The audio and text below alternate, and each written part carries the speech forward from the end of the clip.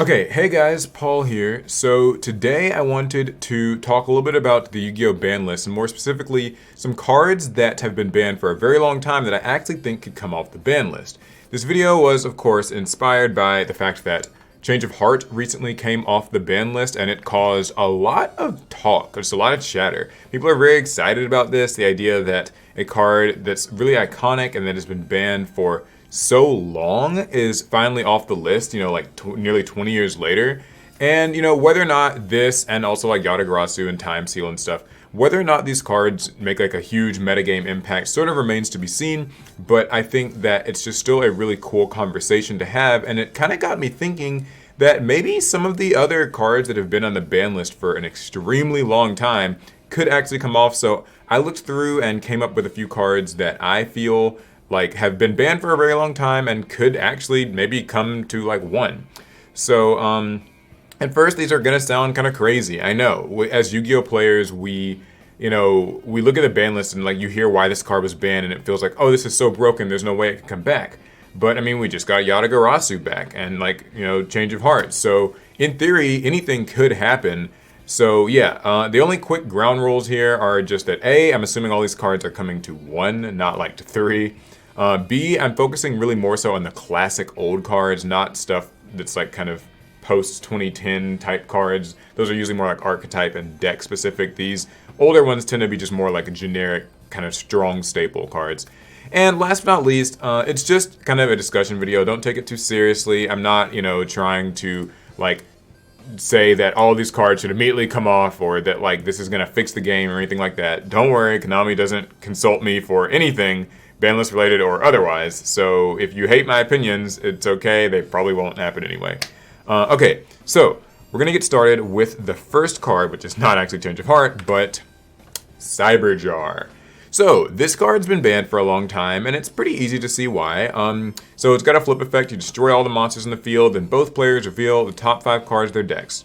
They special summon all the revealed level 4 or lower monsters in face-up attack position or face-down defense position, and any other cards get added to their hand. So yeah, it's pretty like clear that this card is a huge board changer card. That's actually the theme of all of the different jar cards. This and Morphin Jar, Fiber Jar, all of them.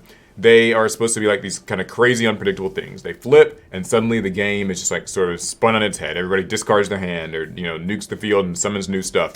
Here's the thing about this card. It's a very slow flip effect monster, and in the context of modern Yu-Gi-Oh, I just don't see this card seeing really any play whatsoever.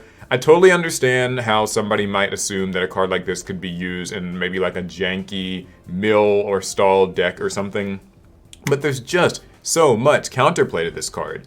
Like, this thing is going to get hand trapped to hell and back, and you can like actually Ash Blossom this card, Infinite Impermanence, Effect Veiler, like all kinds of things.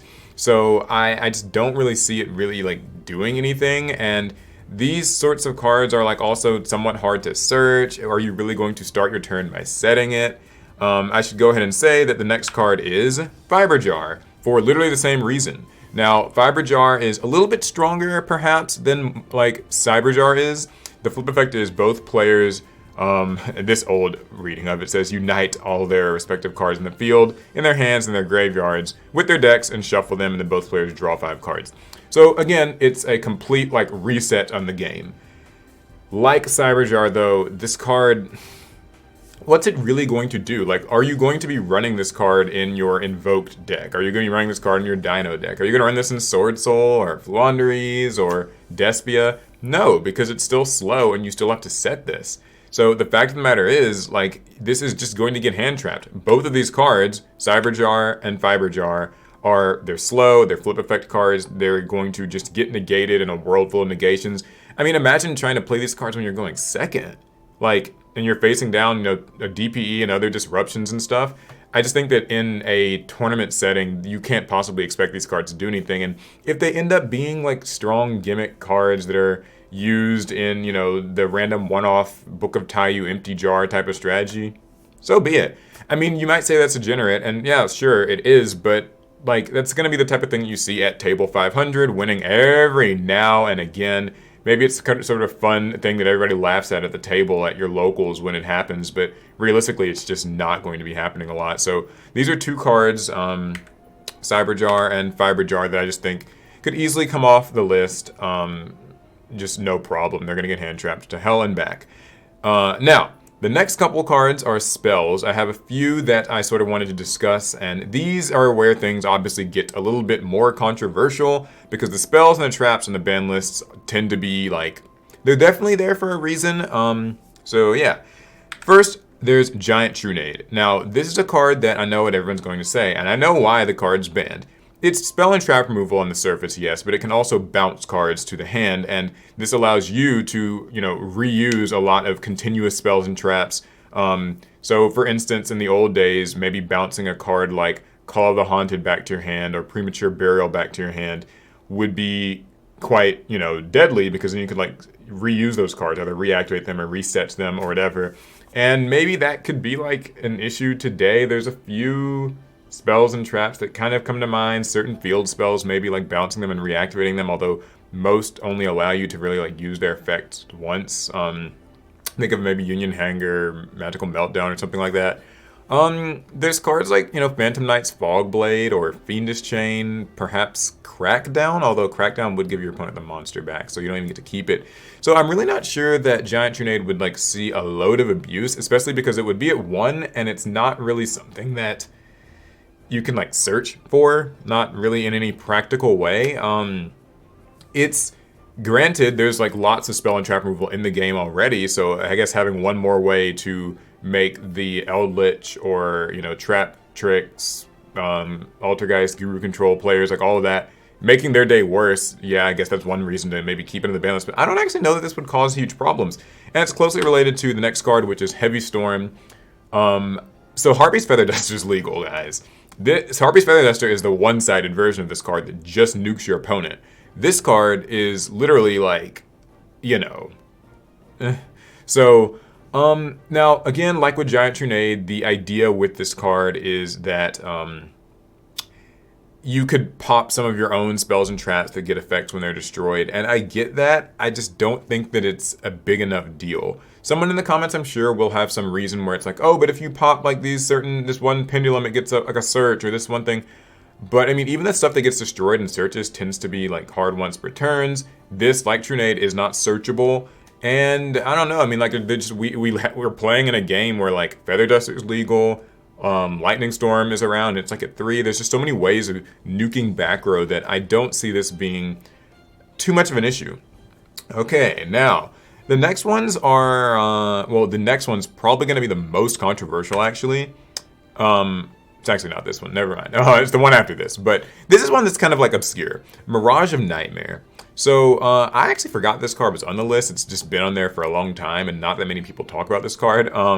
So, it's a continuous spell. Once per turn during your opponent's standby phase, draw cards until you have 4 cards in your hand. If you do, during your next standby phase after that, you randomly discard the same number of cards that you drew, or your entire hand if you don't have enough cards. So, this one is quite a bit to take in. So it's a continuous spell, you activate it, and then you do your turn like normal, and your opponent's turn, on their standby phase, you'll draw until you have 4 cards in hand. So obviously the idea here is that you would want to play out your entire hand, set all of your cards, and then in your opponent's standby phase, you'll get to draw until you have 4, so that could be a huge plus for you. And then when it comes back to your turn, after your draw phase, after you draw, you'll have to discard the same amount of cards that you drew. So this could be really strong in that you could pit stuff to the grave that's really useful, and everything in the graveyard is useful today. And another thing that kind of came to mind to me with this card too was that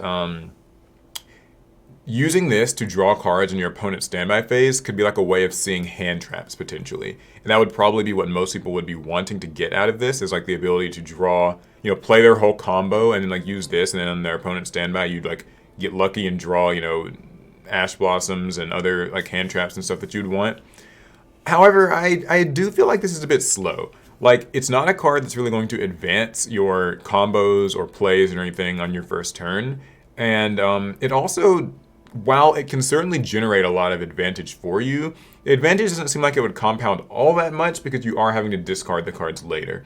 Now, don't get me wrong, I think that in a deck maybe Burning Abyss comes to mind, like those sorts of decks, very graveyard reliant decks, zombies perhaps. Though they could definitely like get a lot of mileage out of this card.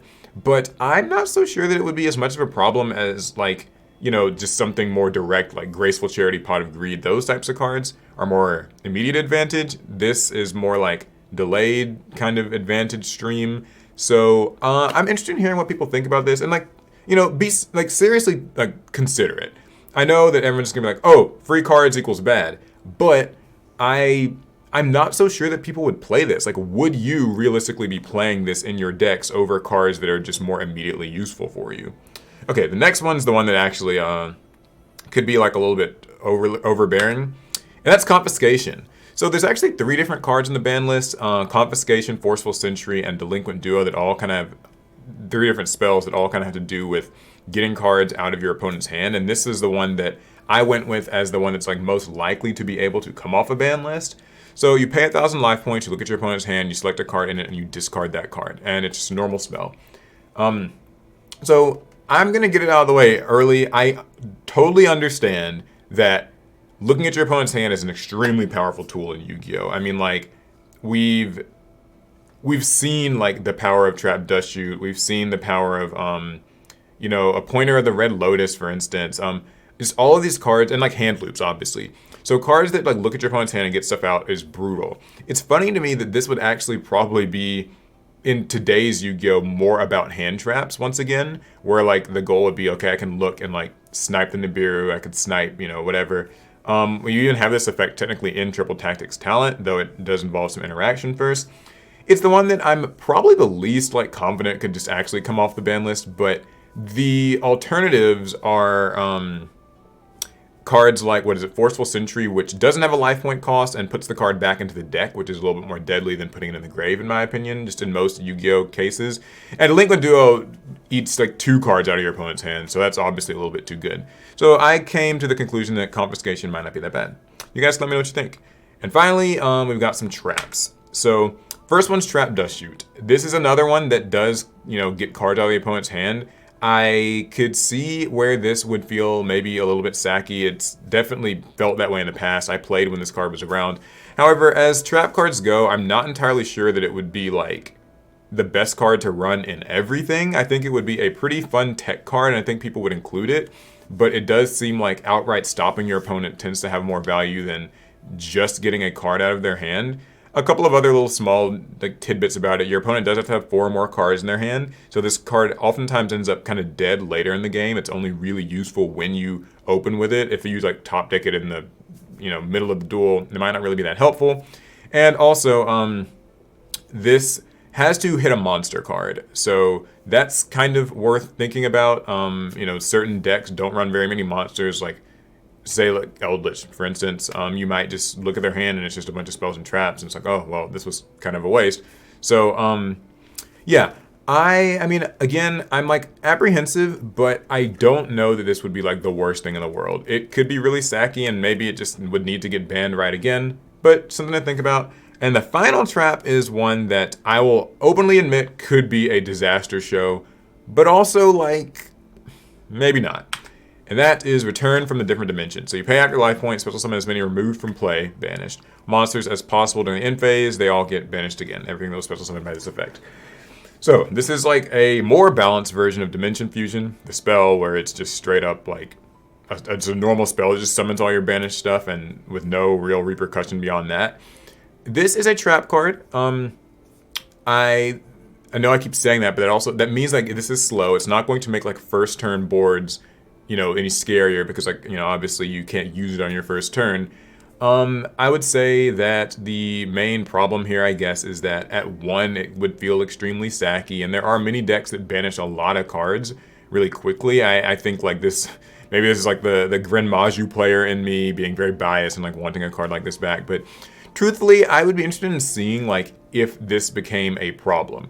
And I say a problem in that like, the things that we're oftentimes complaining about today are like turn 1 things, like the Scythe combo, DPE, setting up boards full of negates. This is not like a turn 1 thing, it's kind of like a comeback card. It could feel kind of like a rug pull, and that it could happen out of nowhere, so that might feel sort of sacky and unfair. But I'm not so sure. I don't know how many decks would like run this. I don't know how useful it would be exactly to players. It certainly is a tougher card to counter. I mean, like, yeah, you can negate it like any other trap, but it's not really something that can be like hand trapped as a way to stop it. So, you know, maybe that's a thought. I know like Sword Soul banishes a lot of cards, so maybe like that would be like an example of like a top tier deck, maybe getting a little too much mileage out of this sort of card. Like Phantom Knights or something maybe comes to mind as like abusable. So I'm not really sure. I just don't think that this would be the worst thing in the world to happen. So yeah. All right, that's basically the video. Those are the cards that I think could possibly, in some conceivable way, come off the ban list. 2-1. You guys can let me know what you think about it. Let me know down in the comments what other cards that are like the old ban cards. So I'm not talking about the new stuff. I'm not talking about Max C. I'm talking about like, you know, these old like relic cards that are kind of historical for being on the ban list, but aren't necessarily like how, you know, I don't know how strong they would actually be in modern play. Would you play the cards that I mentioned? Would they cause some extremely, you know, OP problem? Or would they maybe not be too big of a deal? I don't know. Okay, let me know down in the comments what you think. I'll see you guys in the next one. Bastard.